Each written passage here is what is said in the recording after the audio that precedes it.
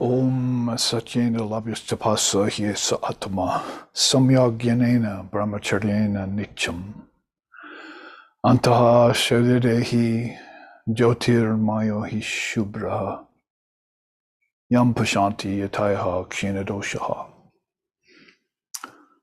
Om Shantihi Shantihi Shantihi. The Atman, the indivisible self in all beings, in all things, is realized by moderation, by knowledge, by austerities, and by veracity. All of these constantly cultivated. When mental impurities dissolve due to this practice, then the seer beholds it everywhere, existing in everything, even here in this very mind and body. May that Brahman protect us. May Brahman sustain us. May Brahman illumine our thinking consciousness. May we not find fault with each other, with the world, or with the teachings. And may what we study be a source of inspiration to us eternally. Om, peace, peace, peace. May peace be unto us, and may peace be unto all. Om Hari Om, Hari Om, Hari Om Tat Sat.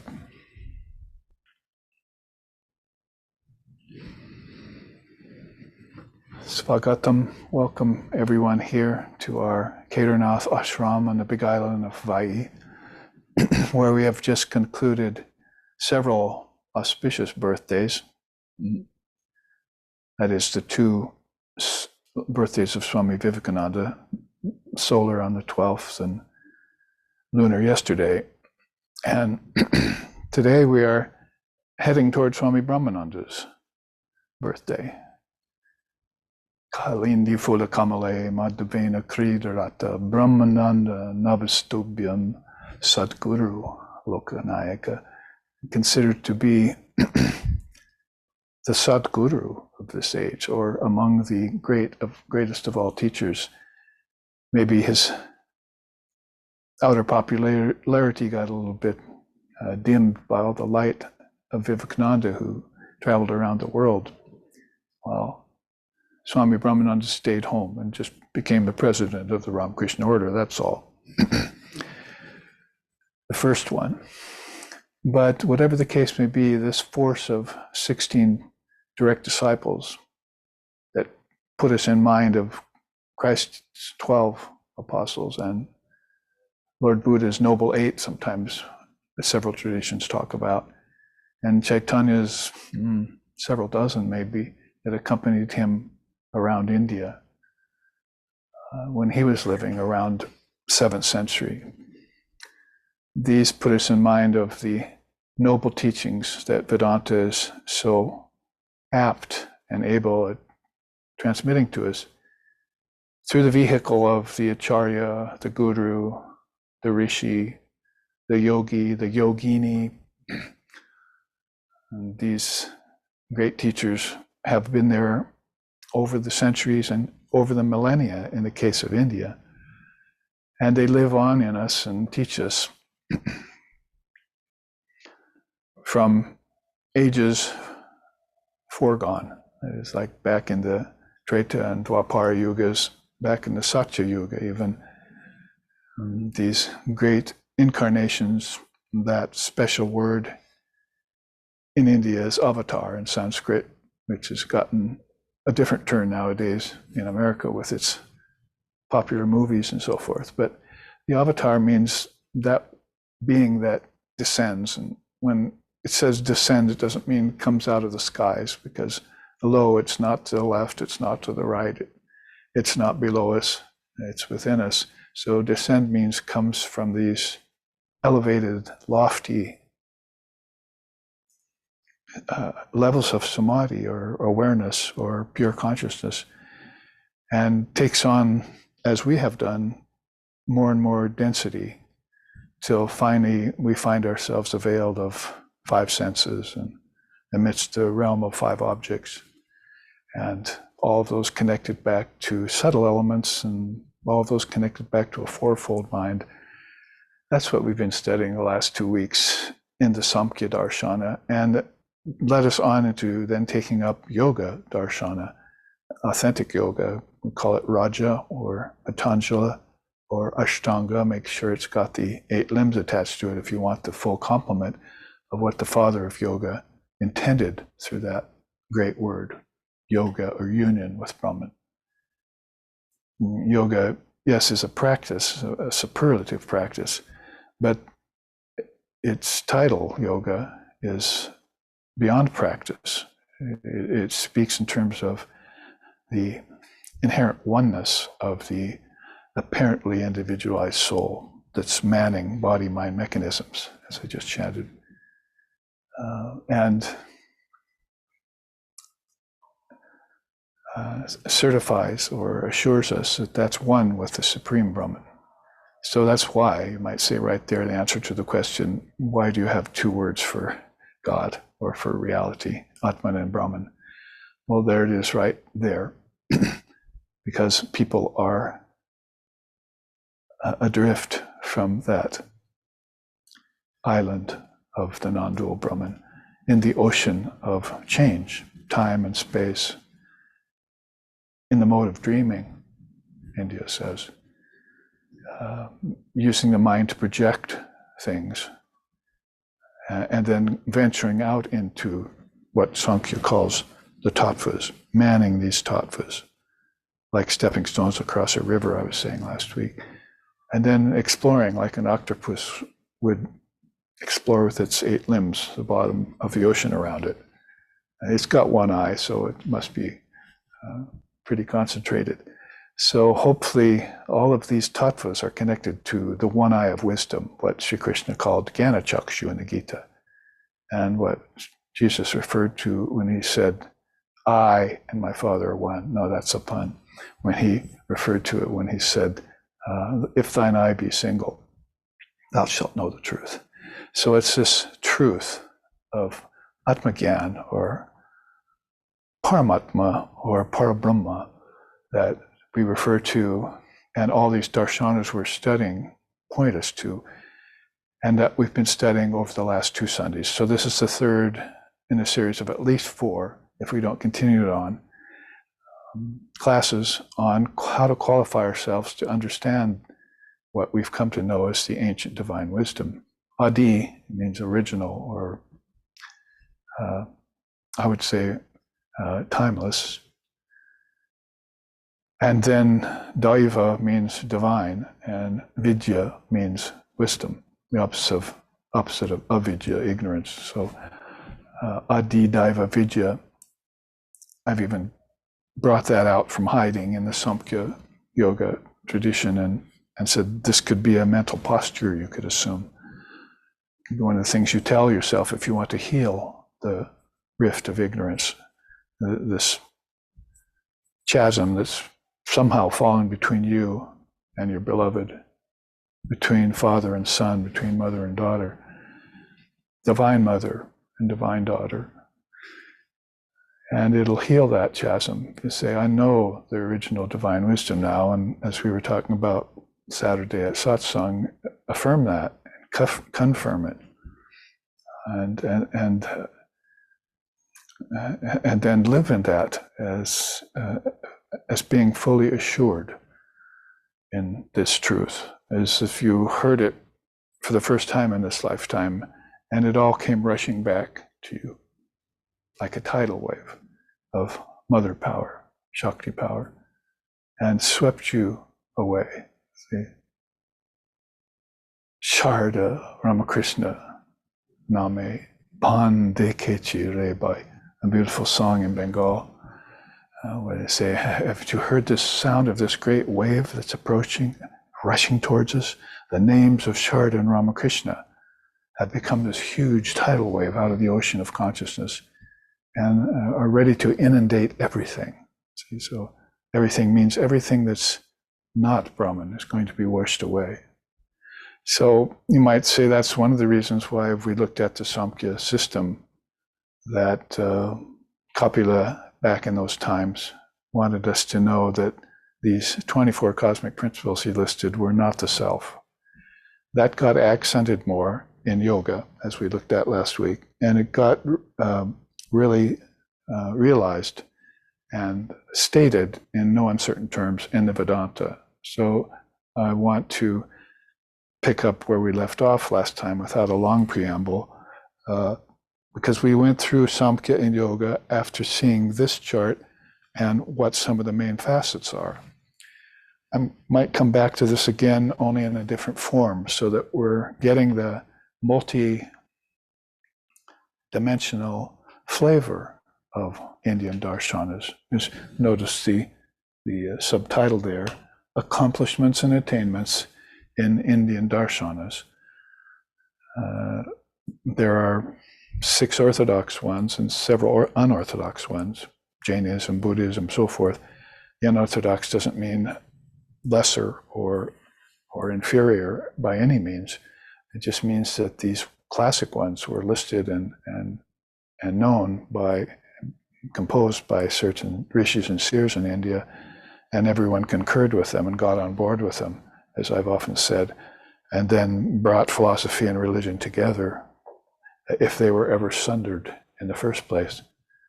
The contemporary Vedantists and Tantrists that are putting out the best of books, both Hindus and Caucasians, are waking up to that fact, or reiterating the fact that there was never a schism between religion and philosophy in the first place. They checked each other, and they were sacred, both of them. Sacred means they weren't used for making money only, or just to argue and debate, or to gain popularity. That wasn't the goal of Kapila and Patanjali and Vedavyas and others. We certainly saw that was true when Swami Vivekananda came to us in 1893, representing the best of Vedanta. And so that's why I'm saying that we looked at Samkhya and yoga on this new chart last week, and we want to pick it right back up, because these 2 darshanas are not that pronounced in the world today. You might say that they've rather disappeared, because the word yoga suggests something physical now, but yoga really means raja, or kingly, noble yoga. It's not the guna of rajas we're talking about there, by the way, but it's this kingly or noble yoga that you undertake that has a second name called Ashtanga, means 8-limbed. And it's also the only darshan in India ever named after its founder, because its composer, because the rishis don't want to put their personality forward in what I was just saying, right? I said, you don't use it to make money or gain popularity or point attention to yourself. You want to help people. You want to help them out of darkness. Go thou from place to place and help them out of darkness, Maya's veils, as Vivekananda said in his Song of the Sannyasin. So there's a good example of, a rare example of how India so much loved the composer of the 8-limbed yoga that they named a system after it. So you can go and say yoga in India, and they think Patanjali or Patanjala. It's composed by Patanjali. Or you could say yoga in India, and they think Raja Yoga, one of the 4 great yogas that Krishna talked about in the Gita. Or you can say Ashtanga, and you'll know immediately that it's just not one limb, like some physical exercise and some breathing, but it's got 10 yamas and niyamas on one side, and the whole ability to refine the mind and cause it to quit vibrating in a negative way. That is kleshas and chittavrittis, as we know, if you know the language of yoga, and how that brings about concentration, how that brings about meditation proper, so that you have a foundation and a base to meditate on.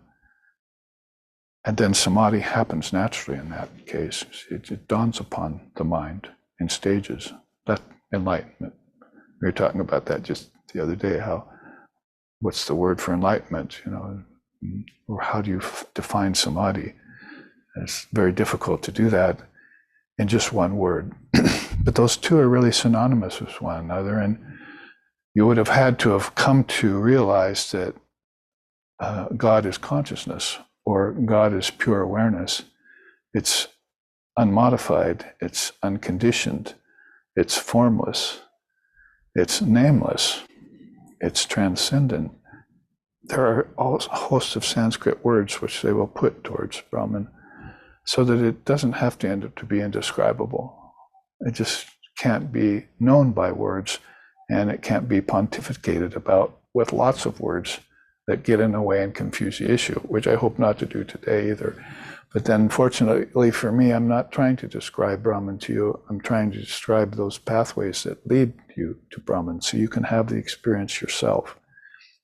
Based on the quote from the Upanishad, I started out with this Sunday, last Sunday, and the Sunday before. Om Satyena Labhistapasa Hyesa Atma. You must have moderation of appetites. You must get higher knowledge. You must practice some austerities to strip off this age-old incrustation of ignorance that's gathered around the collective and individual minds of 7 billion people in the world. And you must have veracity and apply that. Then mental impurities that are keeping you from viewing your true self will disappear, will dissolve, and you'll see it just like that. So it's always there. You haven't fallen from it. You haven't fallen from grace. You've covered grace over. India thinks in terms of nirvana and samsara, not in terms of sin and redemption. So when something is unclear or gets veiled, oh, there must be a power behind that that's operating that. And I'm going to strip that power away. Where do I go? I go to the teacher. Why? Because the teacher will give me a path, a darshana to follow. And then I'll come to know my true nature again. And then I'll know what Brahman is without even having to say a word. So we looked at that from Sankhya to yoga in the last class with this new chart I put together, which should we read Swamiji's assertion again here about what he wants us to do. You must pay special attention to study, set about collecting everything that books beginning with the Rig Veda down to the most insignificant of Puranas and Tantras have got to say about creation and annihilation of the universe, about race, about heaven and hell, the soul, consciousness and intellect, sense organs, mukti, that's liberation, transmigration, that's reincarnation and karma, and such like things. No child's play would do. I want really scholarly work. I am strongly of the opinion that very few persons in any yuga, that's a long age of cycle of time, attain jnanam. And therefore we should go on striving and striving, and even unto death. So give away even one lifetime toward that path of realization of your true nature, and all the things that accompany that in terms of what you're going to have to renounce, what you have to give up, and what you have to distance yourself from. And in order to get a look at your true nature, along the way, you might want to take up one of these darshanas or paths and see what's not Brahman. He just named some of them right there. So if you were going to look into consciousness and intellect, you'd find it listed in the 24 cosmic principles under chitta and buddhi, right? Two of the fourfold mind. So if you take his advice and you go look at the Sankhya system, oh, there's what the scriptures and the rishis say about my mind. That's what happened to me when I was in early 20s.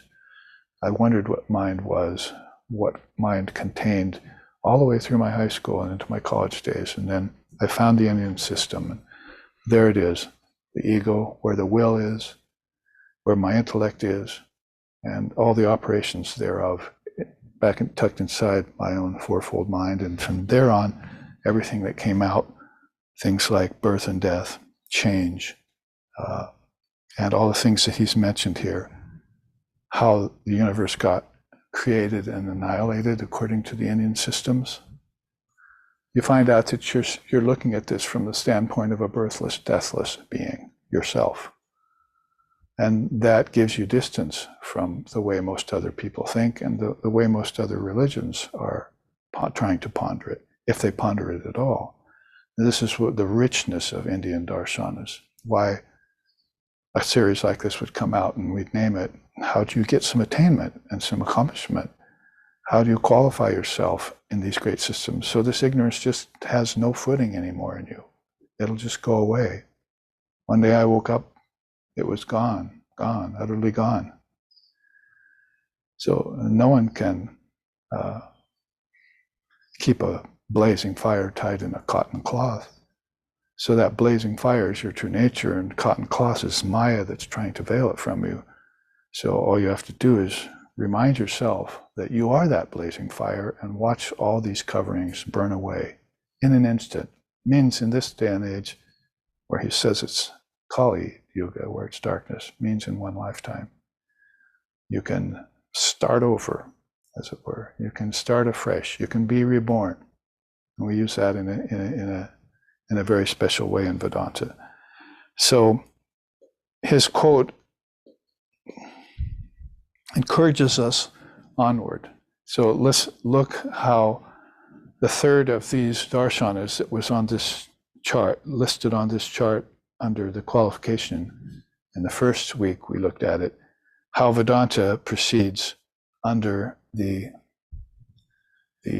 process of time, because Sankhya was very early, yoga came quite a bit later, and Vedanta a little later than that, as far as the founders are concerned. That's Kapila, Patanjali, and Vedavyas. And here we have Swami Vivekananda. We cannot fail to bring him into the picture because he brought it and gave it to the whole world. Nobody else had done that. He brought it out of India and brought it to even America at the Parliament of Religions so that we would know this ancient divine wisdom and use it to recall our divine nature. You can feel that in every utterance he makes and everything he writes in his letters and in the 4 yogas that he lectured about and they put out into books. So it's very important to bring this all current, which is what we're trying to do here. So let's see the few bullet points. I won't go back and reiterate the 10 bullet points that we already looked at. Look at your notes that you're keeping them, or check in with this series when it gets posted. Under Vedanta then, which is this Neo-Vedanta that Swami Vivekananda has brought, it accents the truth concerning the divine and perfect nature of the soul of mankind. That's that special word, Atman. Only Atman abides. So Vedanta wants to put the accent on the truth so that we will know it. It figures we already got the list of everything from Kapila. We got the practice of how to use the list from Patanjali. Now it's time that we just confirm that our inner nature is perfect and divine. See if I'm getting ahead of myself here. Focuses the mind and intellect of the aspirant on non-dual truth, as stated in the Upanishads. Yes, so that's what we want to use these divine scriptures for. The Prasthanatrayam, I was mentioning it at Satsang and God Blogs Saturday and Sunday. This 3 great scriptures, and added in the Gospel of Sri Ramakrishna so that until we understand the Brahma Sutras, we have this great source of the Gospel of Sri Ramakrishna to stand in the Prasthanatrayam, everything you need to know about this great Saddarshana, this great Sanatana Dharma of India. As you see, basically all of this, you find it in the Gospel of Sri Ramakrishna, And it's just that most people don't know the source of what any particular thing they're hearing. They can't like hear about the 5 places and then trace that back to yoga. Or they can't hear about the sadhana chatushtaya that was mentioned by the Great Soul, and then trace it back to Vedanta. So this is how you would qualify yourself. Where these great utterances of Sri Ramakrishna are coming from, and connect them back to them, and then use these systems to remind yourself of your divine nature. So those 2 things come right off the bat. If you want to put it in Swamiji's own words, liable of liable, it's the greatest sin to call another a sinner. The self of mankind is divine, is perfect, not imperfect. Divine, not sinful. So that would be one of the first things that you would perk up to hear, that would give you confidence again, or a confidence that won't be shaken like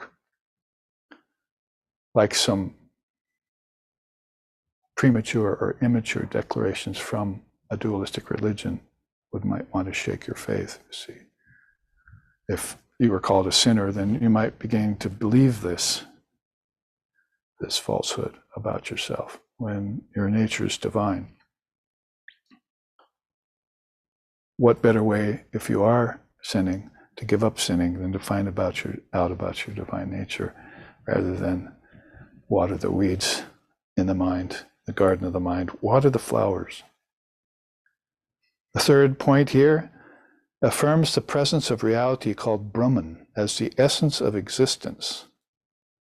Swarupa. See, the Swarupa, we were talking about that yesterday also at satsang. Now, it's too bad we had to break last week, because as we were going along with the bullet points of Sankhya and yoga, we were being given practice that's very valuable, laws of practice, rules of practice, and so forth, and principles. We come to the Vedanta bullet points, and all we're giving is these statements of truth. So I've often said that before, Vedanta is just a statement of truth. Yoga will give you the practice to try and realize that truth, if it's not clear to you when you hear it. But in the old days, in the ancient times, you could whisper this in the ear of a qualified student, and they would go into samadhi. And there was on record in the Upanishads instances of that in great beings and their students, guru-shishya relationships. And so it takes now a whispering in the ear, more like shouting or through a megaphone or something, to try and get people to wake up and even consider that this might be the truth, that their self is divine and not sinful, and that Brahman is all that is. Brahman Satya, Brahman's the only truth. Jagat, the world, is mithya, false. So they'll make some very straightforward declarations about this, and Vedanta's the best of all non-dual systems that can go straight to the heart of that and cut away everything that's superfluous, cut it away, like wind blowing away the clouds from the sun. Finally, asserts the unity of Atman and Brahman and its transcendence of its own Maya. So one of the problems, according to some schools, about the Vedanta was that Maya seemed to be real to them, and it has a source somewhere. They were trying to apply a source to Maya, a beginning and a middle and the end. Well, religions made that mistake about the Almighty Father, or about Allah, about Brahman, and so forth, is that they thought maybe it had a birth, has a death like we do. It transforms and goes through changes like we do, but it's nothing like we at all. It's like I. So that's why you would listen to the Vedanta with that special mindset of the perfection of your being, and you wouldn't fall under the false assumption or the misconception that these half-truths or these falsities are to be taken literally. Brahman has no birth, has no death. Maya, everything in Maya has that, or it seems to have that. So this clarifies one of the points about Brahman by saying that, I'll read it again here. Atman and Brahman and its transcendence of its own Maya. So if you want to understand that easily, then the snake has poison in it, but it doesn't die from it. In that way, Sri Ramakrishna would come forward with a very simple story and say how Maya exists in Brahman, but Brahman's never affected by it. So the source for everything is in Brahman. So you could not controvert this one non-dual truth that's stated by the Advaita Vedanta and come off with any kind of victory over the statements that Vedanta makes about non-dual reality. And that's where you have Advaita, which we'll hopefully look at some point. One of these flames here. It's not really a darshan, as it were, but it definitely stands at the foundation, particularly of Vedanta, and clears up all of these potential problems that the mind can brood about and still be confused about. And I've seen it happen with higher thinkers too. They still stumble over some of these. So if you say Brahman and its own Maya, that's gives Maya its place in the whole spectrum of philosophy, and you don't turn it into, well, shall we say it, a devil that's out to get you. Like there's an actual devil somewhere. Maya would be maybe, Maya taken to be real would be in India synonymous with a devil in Christianity that's real. But in this case, they've sidestepped that problem quite well, and they've just shown how about how good and bad and other dualities come out of the ocean of consciousness and they dissolve back in, but the ocean of consciousness doesn't get affected.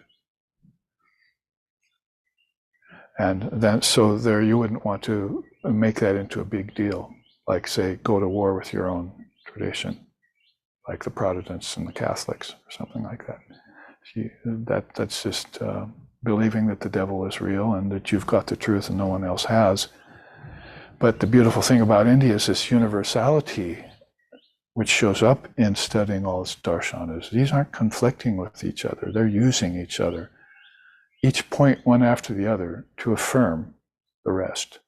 And that's always been the concurrence of the Indian rishis, one of the great hallmarks of Indian darshanas. You'll see that maybe more clearly in a minute. In fact, that minute has arrived because I wanted to break here from this chart now that we've taken up Sankhya, Yoga, and Vedanta and taken it in the context of Swamiji's saying that please go get the Upanishads, please go get the Ashtanga Yoga and its commentaries, please go get Gaudapada's Karika on the Upanishads, please go get, it'll be hard for you to get the Samkhya scriptures, they're so ancient, but please go get what's left of the Samkhya scriptures and what Kapila said about the 24 cosmic principles, which are one of the things that will qualify you for them if you refer back to this qualification chart, and rememorize them as if they were the original ancient wisdom, which consciousness used in sets of five to come out to the five elements. And then it dissolved them in sets of reverse fives, elements to senses, to inner senses, to five pranas, using five pranas, to the fivefold mind, if you could, the mahat in with it, and then avail yourself of this ancient divine knowledge. He's telling you to do that. He's telling his brother monks to do that too, and then to spread it again in the world. Beautiful saying that I came across. where he affirms this. So to make this, again, a little clearer for those who are wanting more, which we always should when we're qualifying ourselves, let's come back to this chart and look at Tantra, Kundalini, and Vishishta, maybe later today or next week. And let's look at this chart. It's actually a cover of, without some of the writing on it, of course, it's the cover of a new book on eight-limbed yoga that's SRV is going to be putting out soon. And there you see it's divided into these three founders, with Vivekananda there because we have to include him in this day and age, since he's got the divine charge from all three of these great souls, Kapila, father of yoga, and father of Vedanta, Vedavyas, to take these systems out to the world. Yeah, can't help but think about Tibetan Buddhism and how it was kept inside of Tibet for so long, hidden in the Patala Palace, with a series of lamas guarding it over time, nurturing it, spreading it to Tibetan monks and so forth, till finally some poor unsuspecting Chinese man, stepped into Tibet and broke open the beehive and released Tibetan Buddhism to the whole world. Oops, if that wasn't your intention, then you made a big mistake then.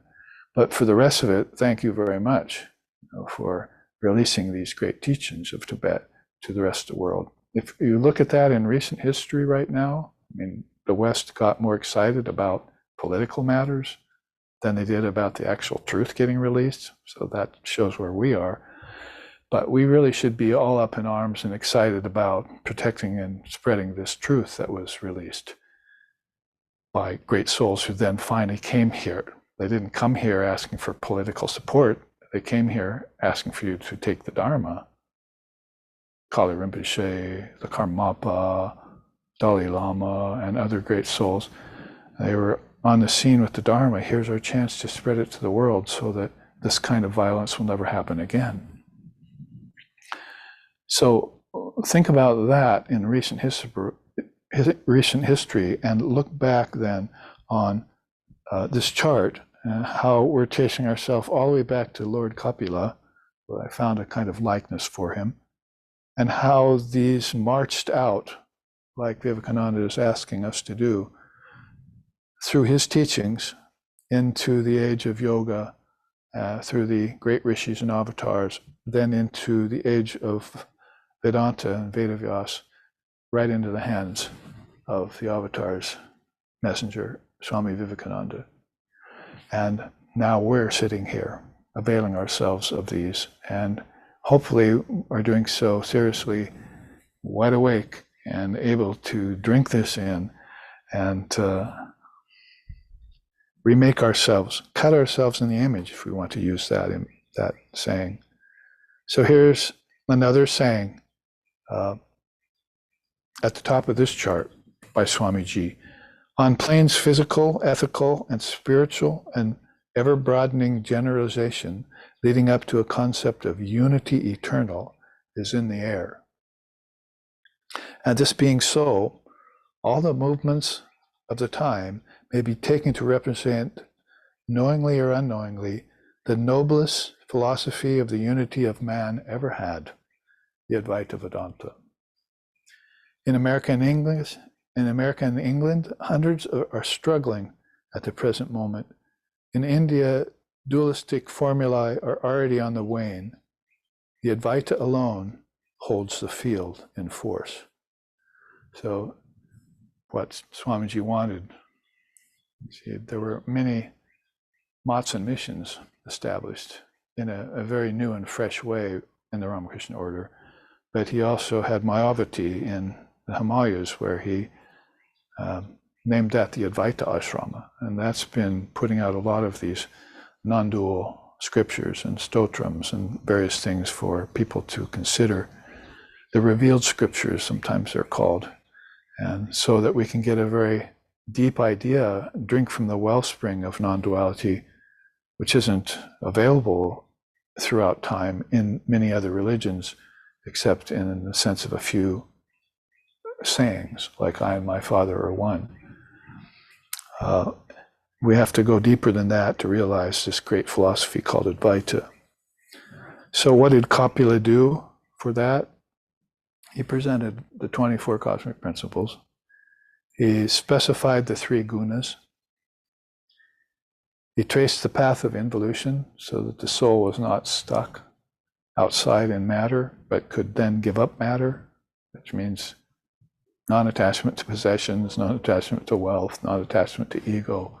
That's giving up possessions which aren't real, based on knowing that there's something within you that's ultimately real, called Atman in this case, or in that day, Purusha it was called. Krishna mentions Purusha in the Gita quite a bit. He also mentions Atman. So he traced the path of involution. So this is why you could say, why did you do that list? Why did you collect that list of 5s, 24 things, with the Mahat 25? And then you're curious about that.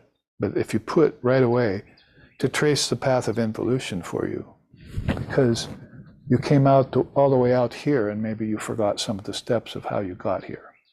And so you said, who am I? Or you said, where have I come from? Or you said, what am I? Or when did I arrive? And when shall I leave? All these questions came up to you at a place in the body-mind mechanism after you incarnated here in a foreign land, as some of the songs of India said. And all of a sudden you woke up and say, I don't know the answers to these questions, neither do my parents, neither do my ancestors. And I had to go looking for these in another country in an ancient time. And that's why Kapila came up with the 24 cosmic principles. I've had people actually kind of yawn and said, oh yeah, speaks with a list. Sankhya philosopher speaks with a list. So they have kind of thumb their noses at it and kind of laugh at it. But this is what beings need to know, the answer to these questions, like, where have I come from? You could, one Swami said, you could summate it all into one thing. I have a mother. That's why Sri Sharda Devi said that to us. Wherever you go, whatever you do here in this world, just always remember and say to yourself, I have a mother. So she's the mother of these tattvas. This is her system that she gave to Lord Kapila, so that Lord Kapila could spread it broadcast in his time. And we lost most of the scriptures from that time already, some thousands of years later. Krishna mentions Kapila in the Gita. You know how old Krishna is. So if he mentions that of all sages, I am Kapila, then Kapila must have been before Krishna. Figure it out. Even by carbon dating the battlefield of Kurukshetra, which they've now found. You could even figure it out by scientific means now, how many thousands of years Krishna's age was before now. And then before that, since he mentioned Kapila in his discourse to Arjuna, how many hundreds of years or maybe thousands of years before Krishna Kapila was. So this is a wonderful thing where you could say, you could go to Kapila and say, why did you put together this list? Is it just to list things here so that, like science and biology and everything, we have a name for them? Now we have a problem of having 270 names for them in that many different languages. Shall I call it water, or shall I call it Apo? Should I call it Pani? Should I call it Aqua? That was Maya and its varieties. So basically what I want to do then is know the essence of water and know that it was one of the 5-fold elements that came out of the senses, and the senses brought it out from the inner senses, and the inner senses brought it out from the mind. And that's how the earth was formed.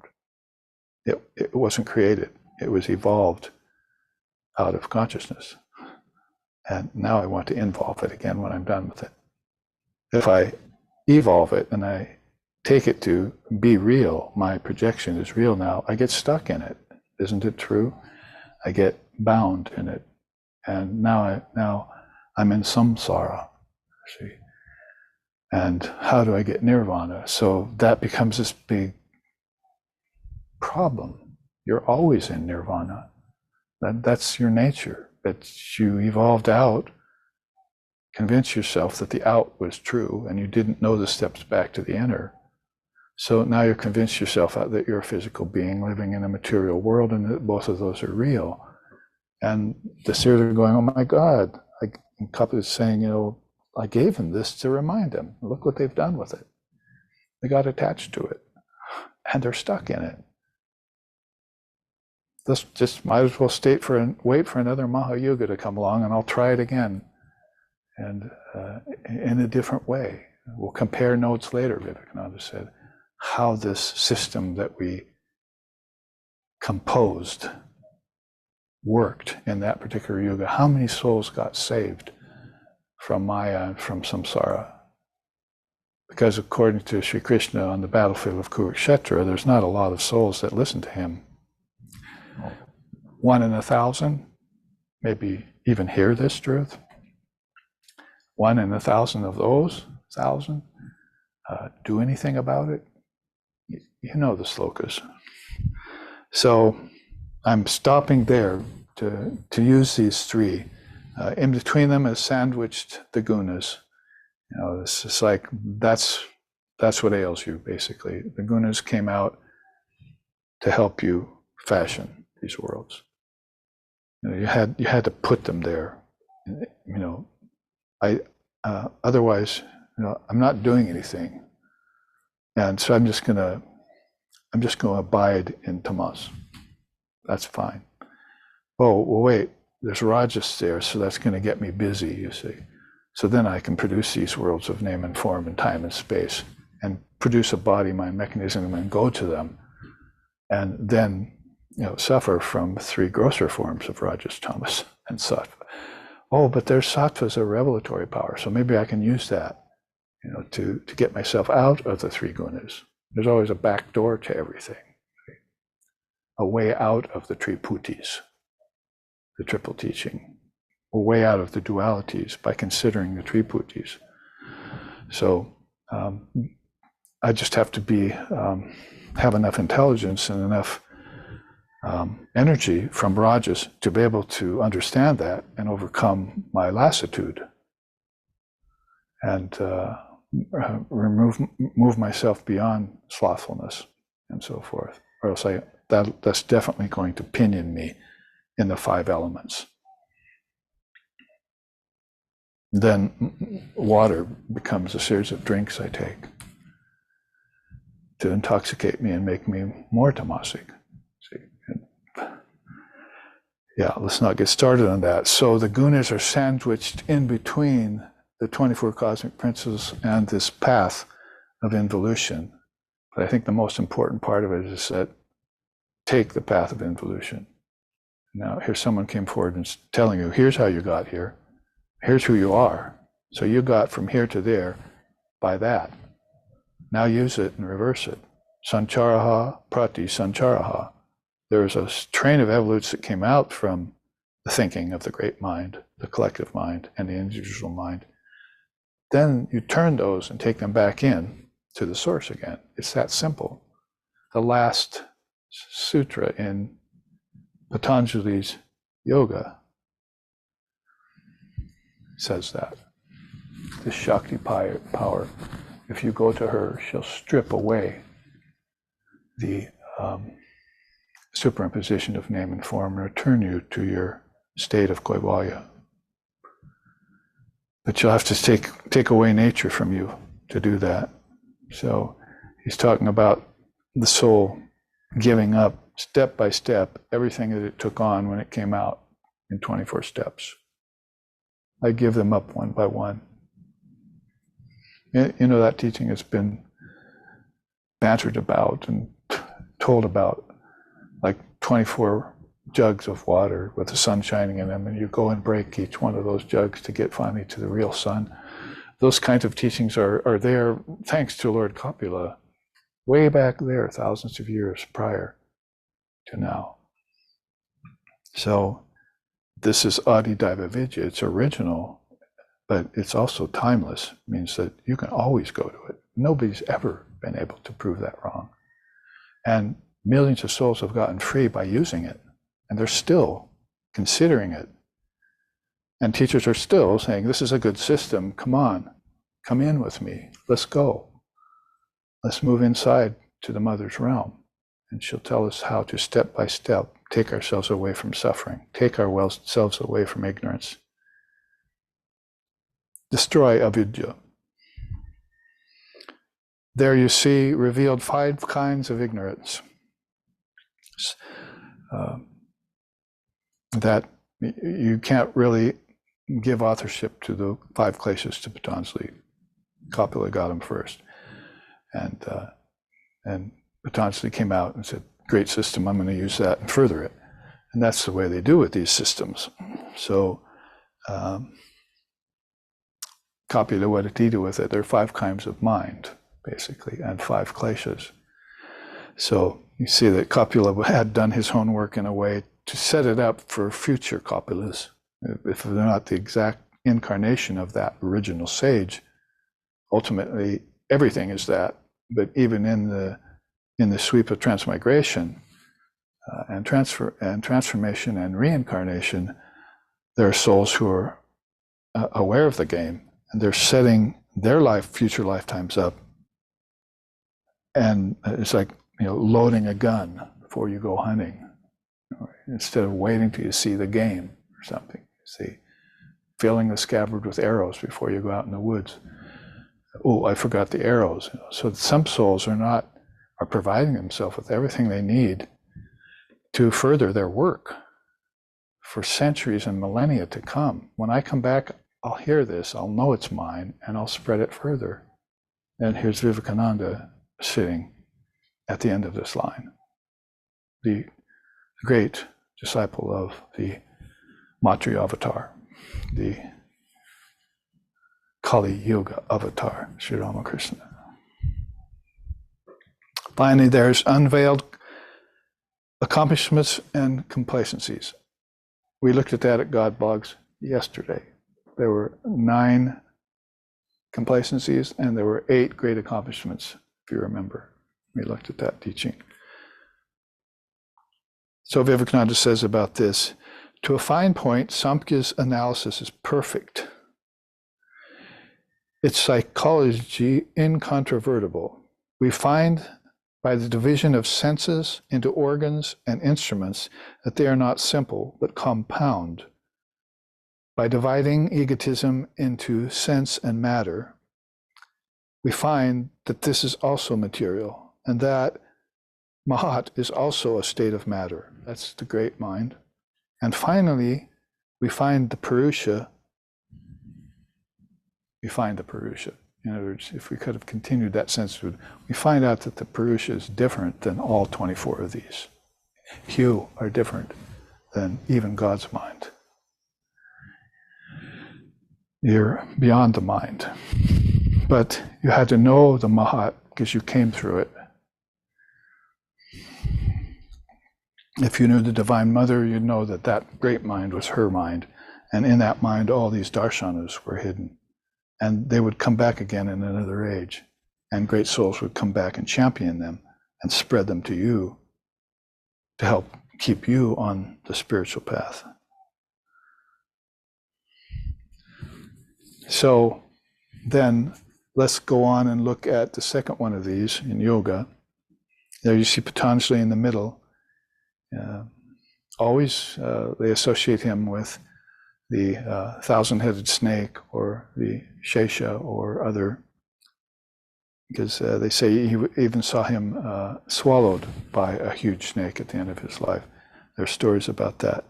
But it really is like this hidden Kundalini teaching, yoga. That's why yoga and Tantra go so well together and have appeared in so many forms around the world, to help waken up this primordial power that's caught at the base of the spine. It means it's caught out here in the exterior.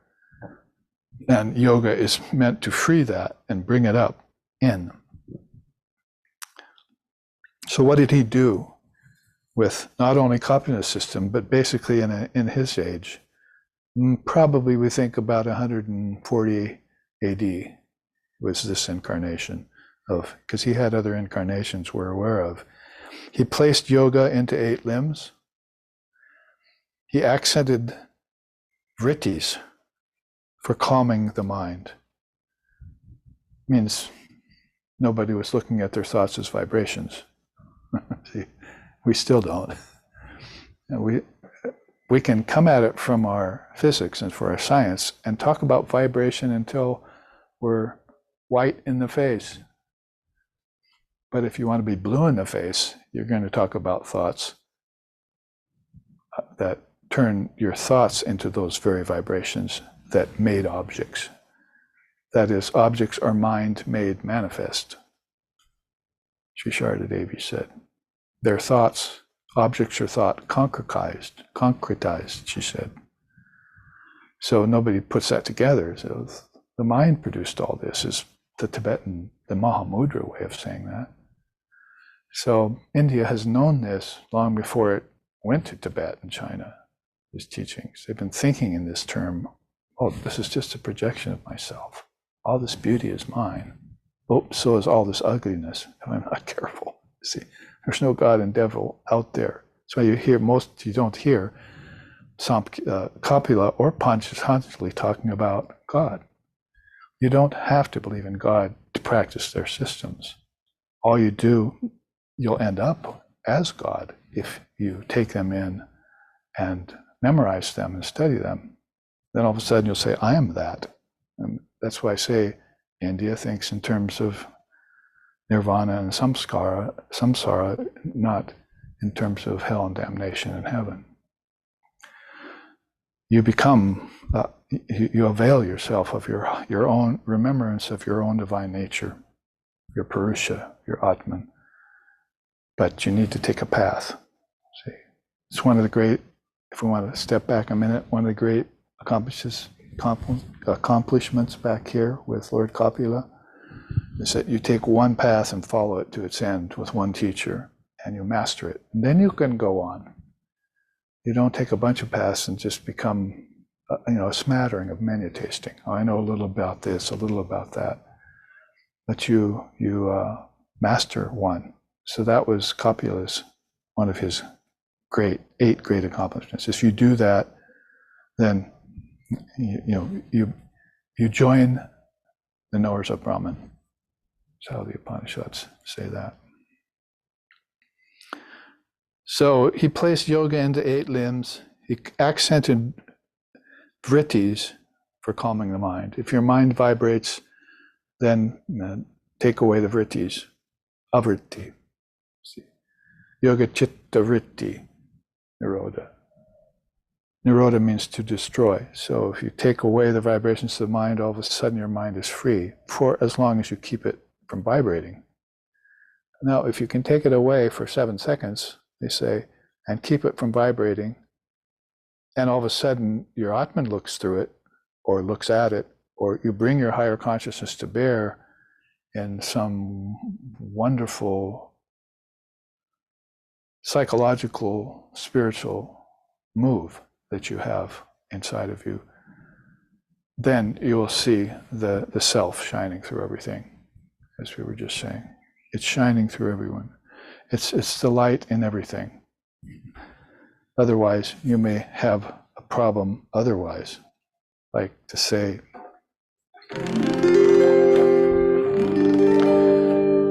Yata darpana bhava avasano mukam vijate kapana inamekam tata diviyoge niravasa koyaha sanitya palabdis swarupaham atmam.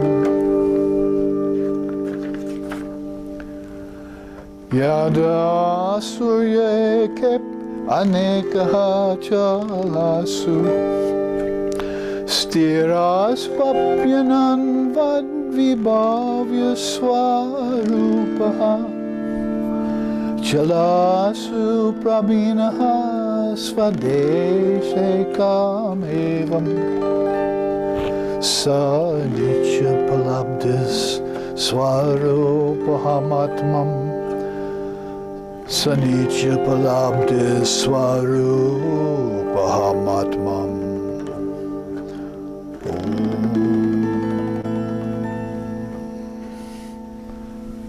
As one of Shankara's, if it wasn't Shankara himself, student said about this very point we just came apart, just remove the reflective surface.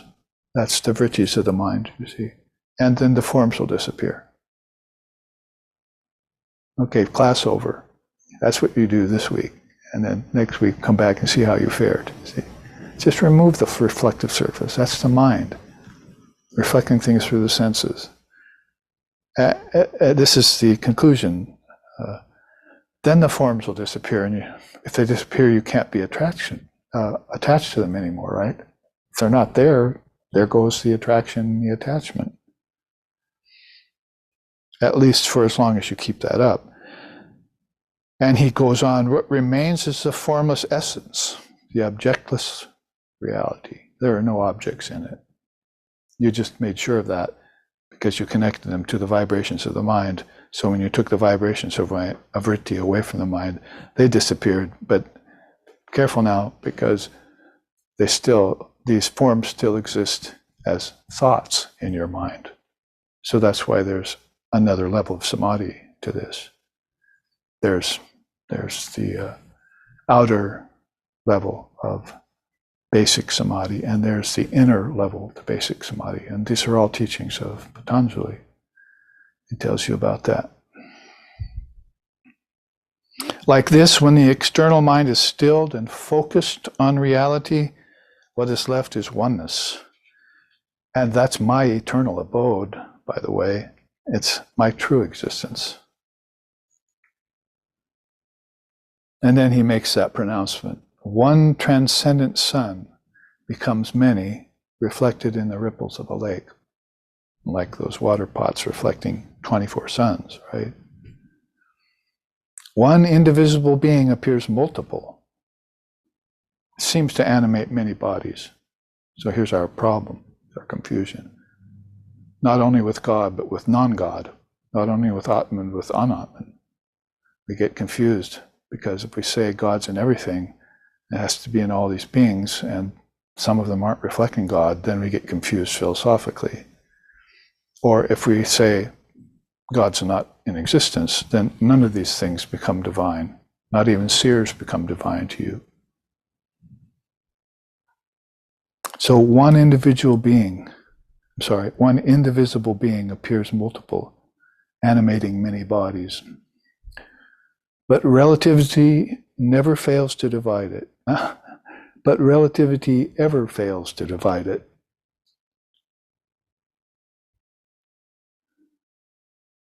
Ignorance only momentarily obscures it. So once indivisible, always indivisible. There's no way to break it into parts, which is what you need to affirm for yourself when you look at people and things.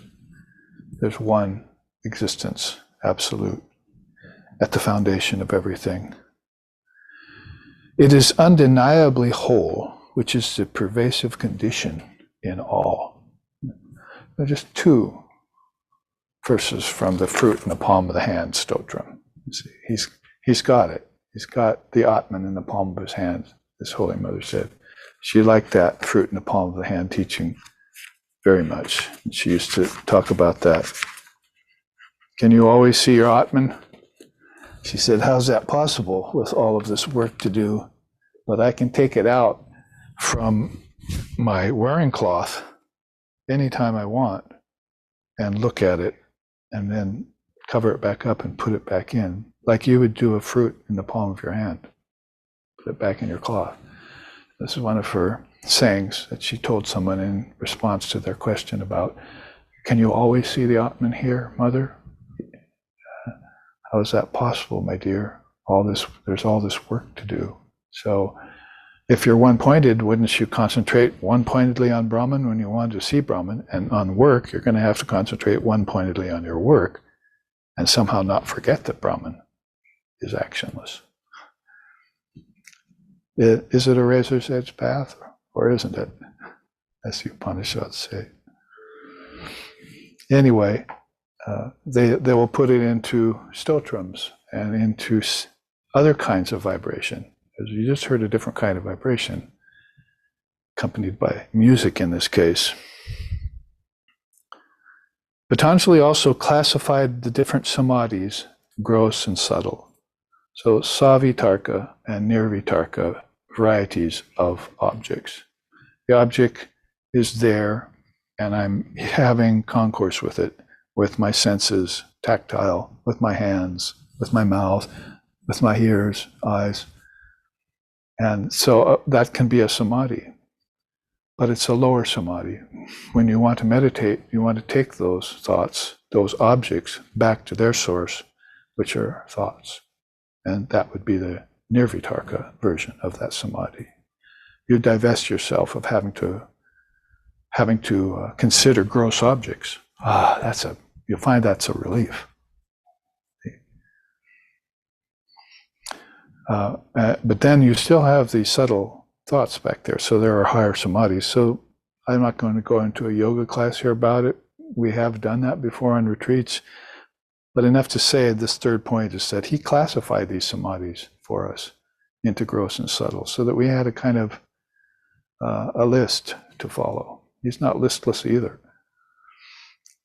We have these ways of following him and his teachings in authentic eight-limbed Patanjali Raja Yoga, which is of the Ashtanga version.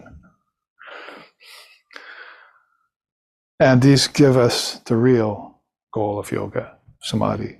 They go from settling my mind's vrittis, pratyahara, to concentration, dharana, to dhyan, real meditation, then to samadhi. Climb the tree of yoga. Don't just stay down looking at it from the roots. He also advised the tattvas as alambanas. So now you see him stand up and, give the victory. Hey, somebody got the right idea. I classified all 24 of them so that they would know about them and they could meditate on them and come to know them, because then they would come to know reality, as the Upanishads say, because of things common to everyone.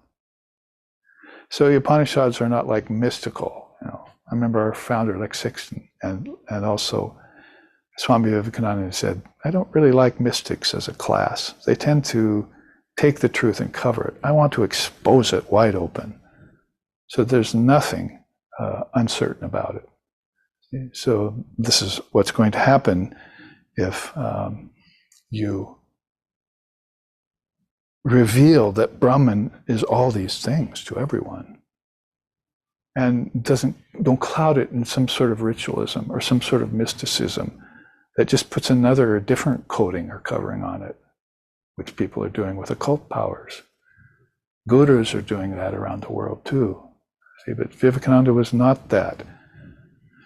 And neither was his great master, Sri Ramakrishna or Holy Mother. They were here to destroy all the impositions over consciousness, your consciousness, and to reveal everything. That's why beings like Shankara, if we go further down toward Vedavyas and what happened to Vedanta afterwards, is talking about the revelatory power that you access by your own burning intelligence called pratibha. You have flint-like intelligence inside of you, he said. Strike it on a rock. The rock would be these tattvas. And Patanjali would say, now meditate on them, not only singly, but how they came in order and groupings. Now, you've seen that teaching on my chart. How, and you have to do it where? In waking. Where else? In dreaming. Where else? Right back into deep sleep. And I put that in one sentence somehow out of Patanjali Sutras, how Copula and Patanjali got together in cahoots, if they weren't just the same being, and told you how to operate this most marvelous of original divine wisdom systems.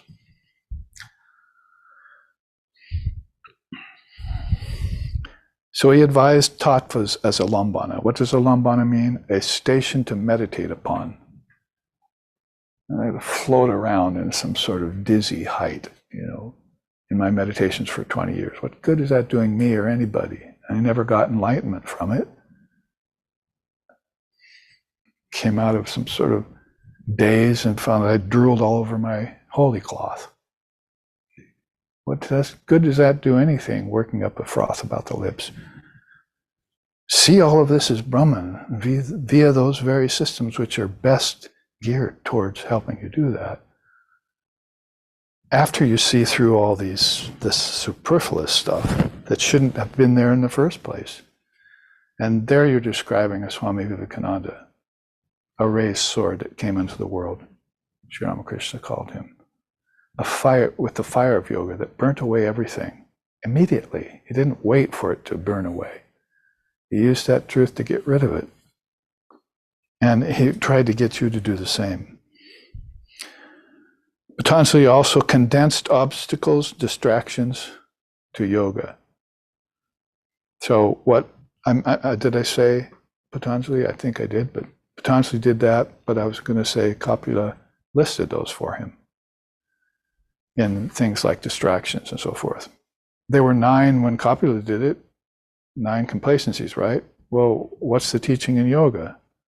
9 antarayas, the 9 obstacles to yoga. So he recondensed these into a system of obstacles for his particular age, for the people that were alive at that time.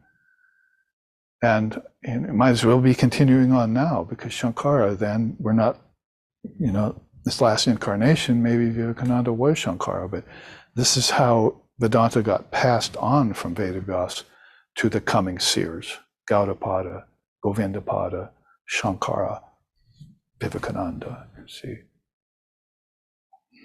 In a line of ascension or descension, depending on whether you're involving or evolving in that direction. So condensed all the obstacles so you know and can get rid of them. He refined the dynamics of perception. And he could start you with your senses. Better to start with the mind, but a lot of people can't jump there. Start with your senses, and we'll show you how this works, how the senses behold the objects, what happens when they behold the objects, what are the risks, and also what are the advantages of seeing the objects as they connect to one another, like the 5 elements. How ether, out of that came air, out of those 2 came fire, out of those 3 came water, out of those 4 came earth. There you have it. That's the dynamics of perception for that particular subject. Take that in, memorize it, and then go on and meditate on other things as alambanas. He cited types of mind and methods of mastery. 5 types of mind, 7 methods of mastery. Shall I tell you them? Because they're lodged in my memory. We take them up at retreats and so forth. 5 types of mind, 7 levels of mastery. He put these together for us in our yogic practice so that it can become fruitful, that we wouldn't start practicing yoga and say, oh, I'm not clear about that. Just look, there it is. He's telling you the clarity. Okay, go back to your path, apply it, and get free. And you move in that way. It's inward ascension. Composed a definitive Kriya Yoga. I've said before that other people have come along and used that title and turned it into some sort of a confusing array of physical nerve endings and channels and some breathing that you put with it. That's not very Vedic or Tantric. It's more like Hatha breathing. So I've said that when Patanjali first came up with the Kriya Yoga, he put together study of the scriptures with austerity, with devotion to God. Because those were 3 of 10 of his own system of yamas and niyamas. He looked at the yamas and niyamas, limbs 1 and 2 of yoga, of the Ashtanga yoga, by the way. How can I condense those further for the students? How about that? Those 3, if you put those together, study of scripture, devotion to God, and some austerity that strips away this ignorance from your mind, you've got what I'm going to call Kriya Yoga. It's a spontaneous yoga that will do everything for you if you follow it. I mean, pity the poor person who has to put together charts like this, because you have to pick certain wonderful facets out of 4 padas, 4 sections of yoga that he wrote, and the commentaries that were written on them, and try and come up with just 8 things that you thought stood out the most and were the best of the system. So this could go on and on, for several flips of a page. We could see what else Patanjali did. That's why I think his system got named for him. The only one we know that happened to is that he's just that much revered by the Indian race. We may have time, because this was the go-to from the middle of this chart. I hope you're following me as I'm charting the scriptures for you through the weeks, months, and years of your lives. We took half of this, Sankhya, Yoga, and Vedanta, and we've taken it over into the contributions. These were the points that were best gleaned from your qualification on them. This is what you want to know to conclude, at least mostly or in part. But now we're talking about the beings themselves and how they contributed these things to the system, to the world, really. Talk about your kokua in Hawaii, as they talk about this great gift that you're giving out of the goodness of your heart. India had that in spades, as they say. So let's go to Vedavyas's Vedanta. Maybe we still are all the time on the edge of trying to bring up Advaita Vedanta and speak something about it. But this is good, because this is also qualification that these systems should take you towards non-dual samadhi. Patanjali himself was very big on that. From the sampragyata samadhis, which are seated samadhis, seated with knowledge of objects, seated with knowledge of lower self, seated with knowledge of bliss. From that, he wants you to go to asampragyata samadhi. So just like Vedavyas here, we're about to look at, he talked about nirvikalpa and savikalpa. So he took the cue probably from Patanjali, who was talking about asampragyata and sampragyata, unseated and seated samadhis.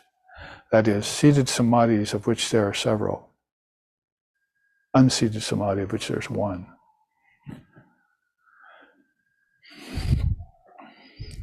So let's run down his bullet points. Again, with Vedanta, there would be so many, but these stand out. He composed the Mahabharata. End of class, and what more can we say? I mean, the Gita is in the Mahabharata.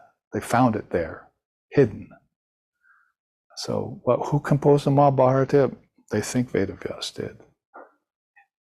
Who composed the Brahma Sutras? Oh my God, Vedavyas again? Who saved the Upanishads from extinction? Because he had them all in his memory. Pardon me, Ganesha, can you break off your tusk here, because I don't have a pen with me? I don't have a scroll and a feather. I need a pen, I need a writing utensil. And he dipped it in his ink and he wrote down the Upanishads. Ganesha wrote down the Upanishads with his own tusk. this mythological story from the Itihasa. As Vedavyas just sat back and said, well, okay, here's the Atharva Vedas and their Upanishads, and here's the Rig Veda and its Upanishads. So you can go look them up now. They're beginning to be put out in different forms, I noticed. And it was some, decade ago, we started on our journey in SRV to study what was called the minor Upanishads, because we had filled ourselves quite a bit with the 10, maybe 11 major Upanishads that Shankara had commented on. But we went on and said, let's look at these minor Upanishads, because Shankara, in his 32 years of life, talk about amazing beings, didn't have time to comment on 108. And Vedavyas only knew 108 when there probably was hundreds, maybe thousands of them before they started to fall, covered up in time. Saved many Upanishads from extinction, classified the Upanishads into 4 Vedas. Thanks for that, and the families that wrote them. That really helps. So these are all, you look at all 3 of them, they're all great classifiers, aren't they? They're composers, but they also know how to classify things and put them into a package that time won't destroy, or will have the least amount of effect on them, so that people can have access to them. It's one of the padas of Shaivism, is that you make sure that people have access to this wisdom. That's one of the great causes for you spending your life on earth, is to make sure people in the future will have access to these great scriptures. He formulated the 18 Puranas. We want to go on towards that which saves, Puranas, for more ordinary people who weren't so philosophically inclined. What did we just read up here? Go and look into the Rig Veda, and also into the most insignificant of Puranas and Tantras, and see what they have to say see what their opinion is about creation and destruction, about consciousness, about transmigration, about this and that. And read that, because that's reminding yourself of the eternal divine wisdom that is within you. Kingdom of heaven is within you. All knowledge lies within you, Patanjali said. In the 7 laws of yoga is one of those. All knowledge lies within you. So you can go out and look for it. But if you go out and look for it, just know that things are reminding you of its existence in you. You're not discovering anything new. That's an ego move. If you go out and you come in contact, samadhi, with an object in a higher state of mind, and you say, I'm familiar with that because it's in me. See, you wouldn't be attracted to it whatsoever if it wasn't in you. And it's the same with negative qualities too. You wouldn't have anger and lust and all of that if it wasn't somehow lodged within you, because you're angry about something and the person standing next to you is not at all angry about that. So isn't it obvious that there's some things in there that have to be neutralized? And then some things you have to avail yourself of so that you can neutralize them. He composed the Srimad Bhagavatam. I mean, you come down to Vedavyas, the work has been done already in a sense, right? Kapila, Patanjali, the early listing of tattvas into the practice of it and how to realize it. Then throw it into Vedavyas's lap, or his age. And he's just going to write it all down for you. And, who else has been able to do that in such a great extent?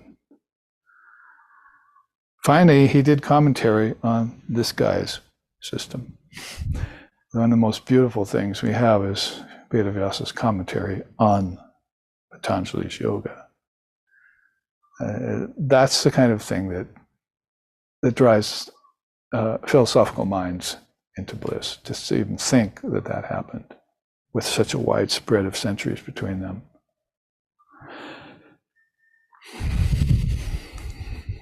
So a good thing we did here as we come to the end of our time, but let's read the final quotes so that we can start next week looking into 3 other darshanas. So write me or come up and talk to me. Tell me if you got more qualified or more aware of these 3, because I surprised you. I said, we're going to do, 6 or we're going to do 7 based upon this chart that you've seen before. It's in Footfall's book, and you've seen it at retreat several times and at seminars. And then you see the method to my madness now, is that what we're doing here is to pull out these 3 great darshanas that are so easy to connect and follow with the 3 great beings who might as well be one.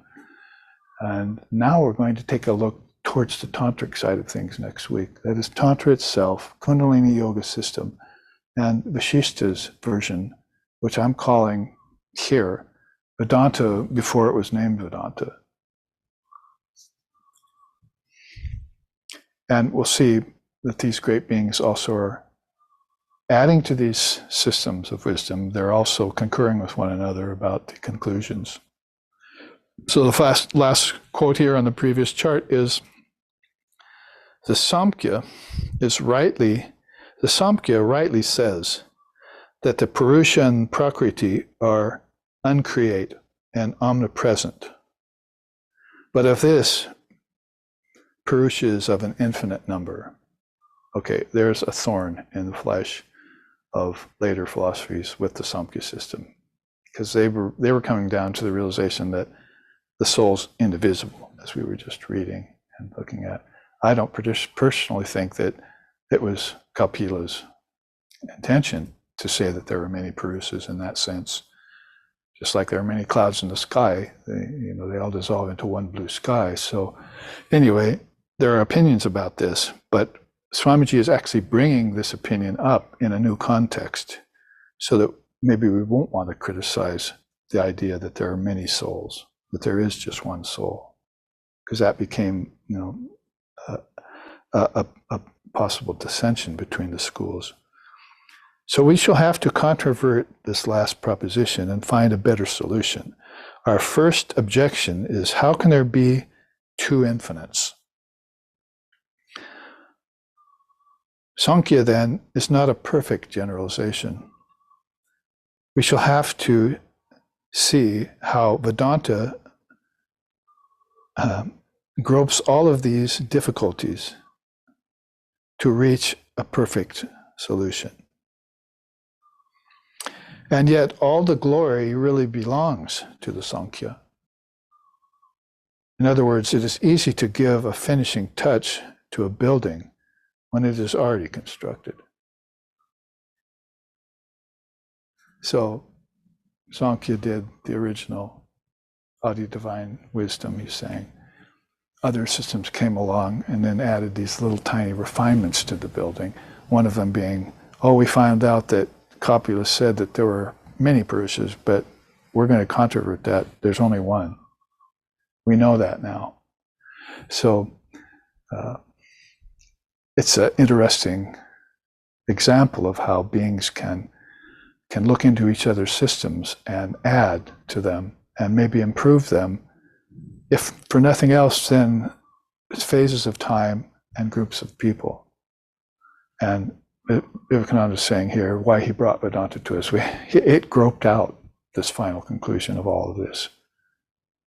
You didn't really hear Father of Yoga talking about that. Yoga to him was just unity. So it was a finally accepted fact or principle that was true. He didn't go and argue about it or argue with Kapila about it. So it's the development of Vedanta then that they return to this conclusion of innate oneness, intrinsic oneness, the inseparable nature of consciousness.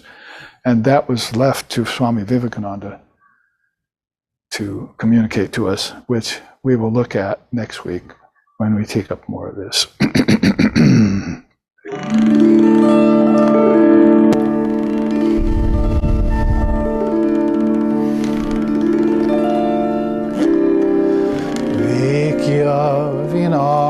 Shikshane Sharade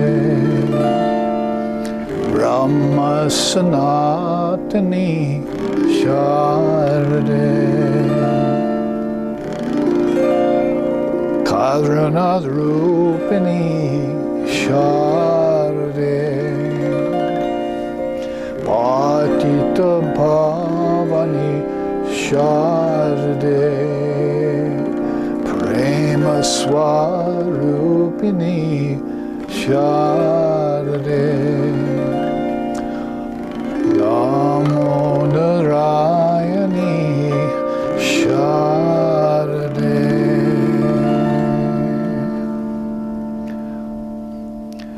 Narendra Shashave Narendra Yovane Narendra Kridane Narendra Shikshane Narendra Palane Narendra Harpane Vivekananda Te Prabhate Pranjali Vimoksham Svatmanas Tatir Yogadvabihi Fitagva Samatar Hitam Lokashyacha Tavagya Sadhya Iti Pritanaraha Viveka Ananda Te Prabhate Pranjali Viveka Ananda Te Prabhate Pranjali Om Nicho Nichanam Chetanas Chetananam Eko Maphunam No Vidadati Kaman Tamatmastam Yenu Pashanti Diraha Tesham Shantihi Shashvati Netaresham Om Shantihi Shantihi Shantihi. That one, the eternal among non-eternal things, the intelligence of the most intelligent ones, who though ever one, nevertheless fulfills the desires of the many. That one, the illumined souls realize as dwelling in their own self. To them belong peace and to none else. Om peace, peace, peace. Peace be unto us, peace be unto all.